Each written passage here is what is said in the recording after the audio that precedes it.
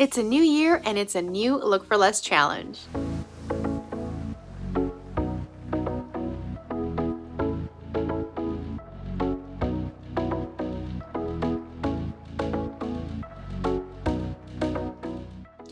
Hey there, my name is Yami. I am your Latina next door. Welcome back to Mi Casa, where I share high-end home decor and DIYs on a budget, as well as before and after room transformations. If that's something that you'd enjoy, please make sure to subscribe and become part of the familia. Today is the return of the Look for Less challenge. If you don't know what that is, it's where I take items from high-end home decor stores and recreate them for a whole lot less.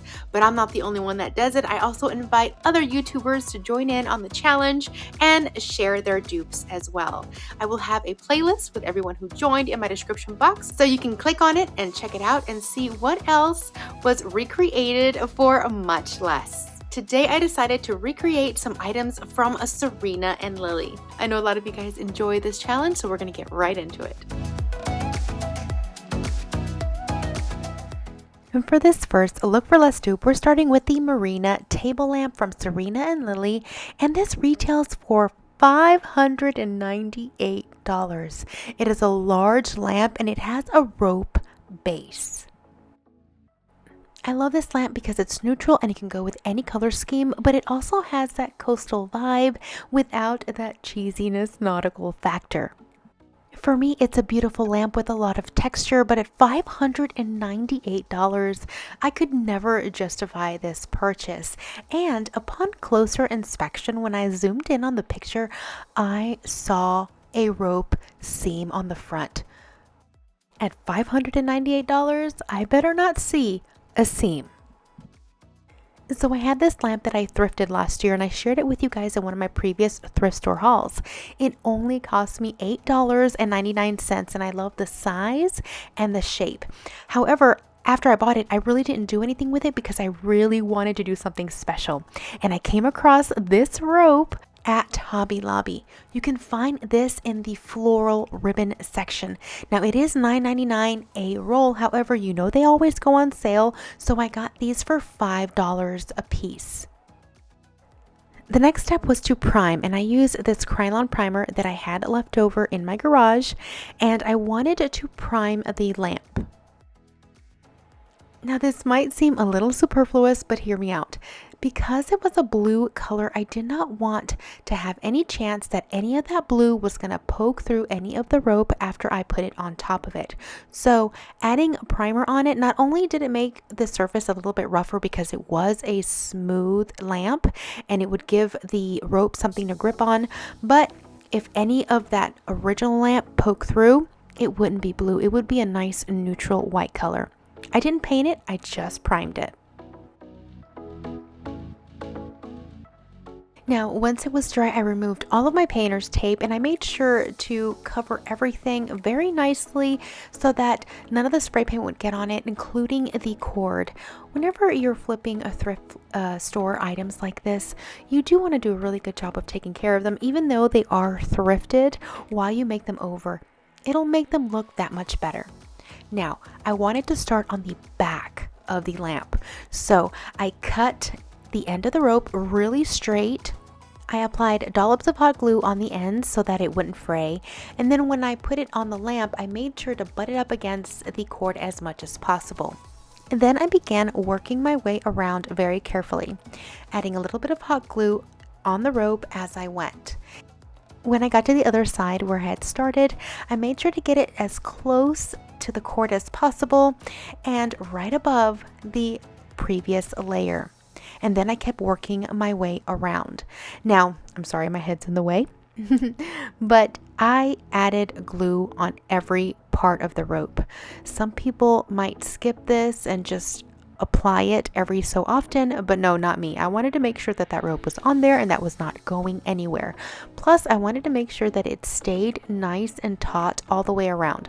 So not only was I hot gluing it and pressing it on to the lamp, I was also pushing it down a little bit so it would sit directly on top of the previous rope below it. So remember, this is not a time to skimp on hot glue. Use it at your leisure. Now, when applying your second strand of rope, make sure that you double check how it's coming out of your roll. The second roll I had to undo completely because it was wrapped on there in the opposite direction as my previous one, so the rope was facing the wrong way. So make sure you double check that if you do this. I also wanted to talk about the seams. I have a little bit of extra rope here, as you will see. However, I am not going to bring that all the way around and finish it off. I am going to stop and I am going to cut it where that back cord is. I want all of my rope seams on the back where that first initial one was created or added on. And this way, if you look at the lamp from the front or either side, you will never see an end of a rope or the start of a rope. Because let's face it, we always face our cords to the back wall. So it is highly unlikely that someone would see those unsightly seams, okay? Now this lamp took 3 of these rope spools. Now I went all the way to the top with my rope, and then when I got there, I cut it very close to the end, and then I took my hot glue, put it on the edge of it to make sure it doesn't unravel, and then I pushed it in kind of into itself. That way you wouldn't see that end of that either. Finally, I made sure everything was secure. I removed all of the hot glue little strands, and all it needed was a lampshade that I had at home from a previous lamp, and it was complete.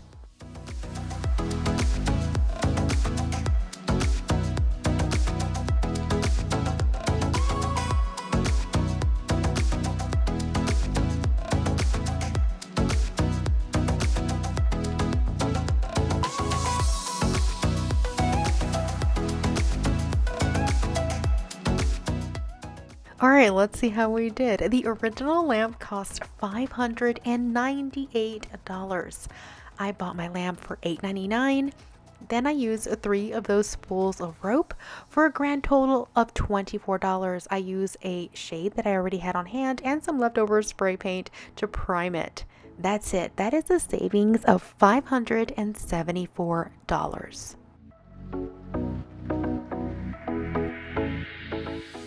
Alright, for this second dupe, we're going to be doing the Poetto Vases from Serena and Lily. Now, these are 2 vases. The small one is $148 and the second one is $198. These are expensive vases. Now, I found these at my local Goodwill. Thrift stores are never lacking in vases, but you do have to be very picky when you want to create something that's very high-end. Now, the one thing I was looking for was that neckline. I wanted it to look like it had a very nice rim, so I was able to find that. My second thing is I wanted it to be thick glass. I was very picky when I picked these up, no pun intended, but I didn't want that very thin, cheap glass that you get most of the time when you get a vase of flowers delivered. You know the vases I'm talking about. So again, when creating high-end dupes, always make sure it's nice, thick, solid glass and it has a silhouette you're looking for. Now, as you saw, one of these cost me $2.99 and the other one $3.99, so they were very reasonable. I made sure to clean them very good and remove any sticky residue off of them. Then I covered them in painter's tape and some paper, making sure that nothing that I didn't want painted was exposed. Finally, right before I was ready to paint these, I did add a little bit of rubbing alcohol and I cleaned everything one last time to make sure there was absolutely nothing left that would prevent my paint from sticking to the glass. I used the same primer that I used for my lamp, and with the vases facing downward, I began to spray paint the primer. Now, it was a really cold day this day, and it isn't really recommended to spray paint below a certain temperature because your paint won't adhere or dry properly. Now, if you do find yourself in the situation like I did, really light, small strokes at a time works very well. Don't go heavy on the spray paint and make sure you do it in a sunny area where it can get some of that natural heat. Now for the actual paint, I'm using this Krylon Color Master in white gloss. It's also some spray paint that I had in the garage that was left over from a previous project. And I used this again, applying the same way that I did the primer with really light, soft strokes and not doing a lot of coverage at a time.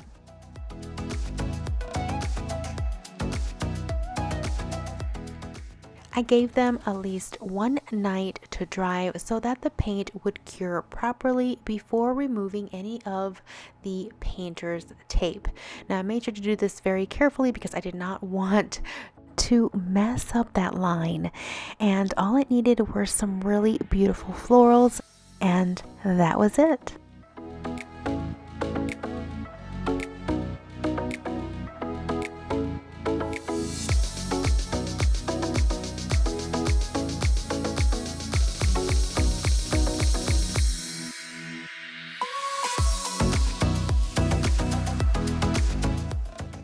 So let's see how we did.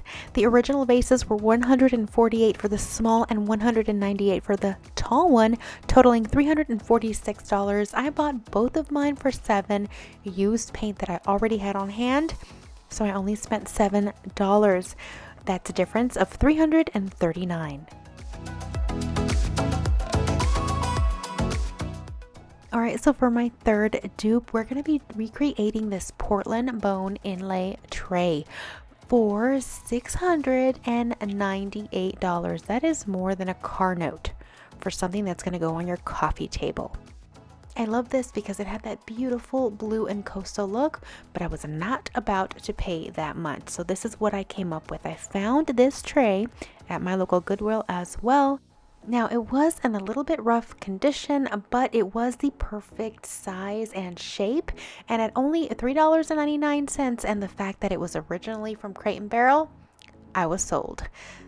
The first thing I did was wipe any sticky residue off of it, and then I sanded it down. Now this had a very glossy, slick surface, and I wanted to make sure that my paint adhered on it. Plus it had several chips, and I wanted to smooth those out before going over them with new paint.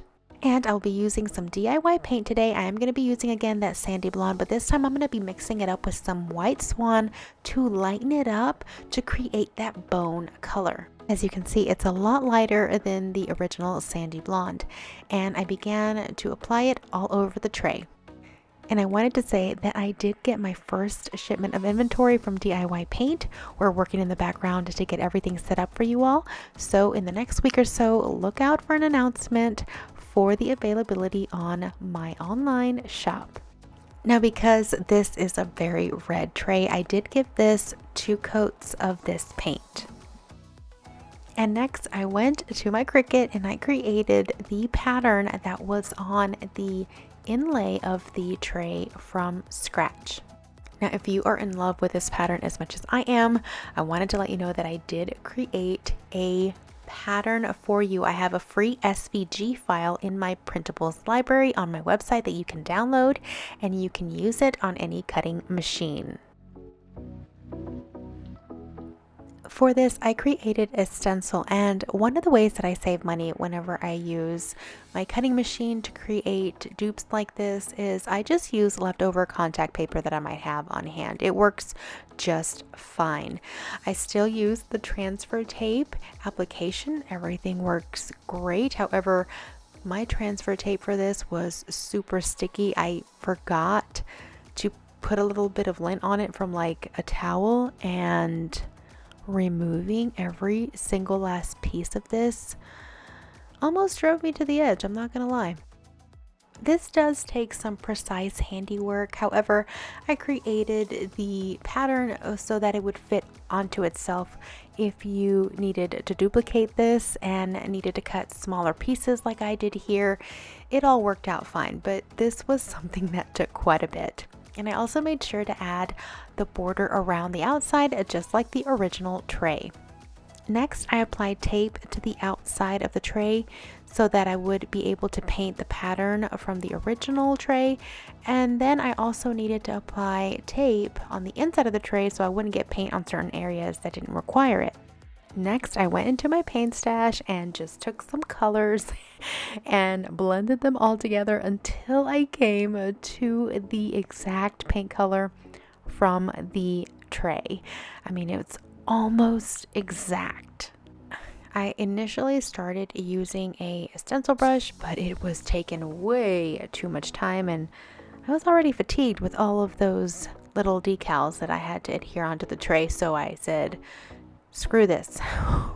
We're going with an easier application, and I just use a regular brush, and I just applied it softly on the top, trying not to oversaturate it, and it worked with the little bit of patience that I still had left. And I did 2 coats of this as well. Now for the fun part, or it looks fun on camera, but it wasn't. I had to remove each individual piece, and I'll be honest with you, this was gruesome, but the more I pulled off, the more satisfied I was. However, I did come across the fact that the little weeding tool would sometimes stab the wood and remove the original paint job from underneath. It was an older tray, so I knew there was going to be touch-ups, but I did have to touch up along the way. I would weed some, then I would touch up some areas that I would expose. That way it would dry by the time I would finish weeding. But look at this pattern. Isn't this just, it's gorgeous. I was so excited when I finally started seeing this come together. Of course, after I finished painting, it was time to remove all of that tape as well, and it didn't want to come off in one piece either. This tray really did give me a run for my money.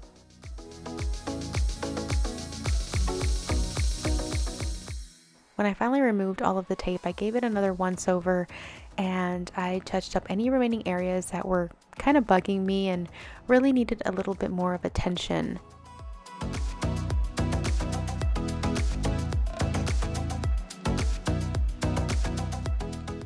Then finally, when I was content and or exhausted, I decided it was time to seal, and I used some of DIY Paint's clear wax. It's my favorite wax. I'm also going to be carrying this, and I gave everything a nice generous coat of wax to seal everything and preserve that beautiful pattern that I had created. And this is how she turned out.